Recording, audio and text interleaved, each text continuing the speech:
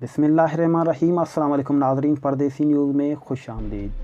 Saudi अरब से आपको खबर देते चलें कि सऊदी अरब में मक्का में वारदात करने वाले 4 मुकीम गैर मुल्की गिरफ़्तार। सऊदी अरब से आपको बड़ी खबर देते चलें कि मक्का में वारदात करने वाले 4 गैर मुल्की गिरफ़्तार हो चुके हैं।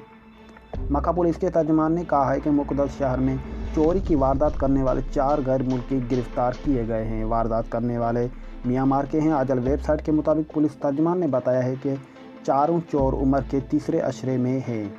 ये गाड़ियों के शीशे तोड़कर कीमती अशिया, नकदी और दस्तावेज़ चोरी कर रहे थे।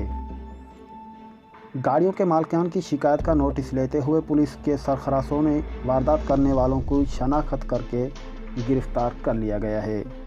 मुलज़मान ने सारी वारदातें एक ही अंदाज से की थी, जिसकी वजह से उनकी शनाख्त और फिर उन तक रसाई मुमकिन हो सकी। चारों को मुकदमा दर्ज करके पब्लिक प्रॉसिक्यूशन के हवाले कर दिया है।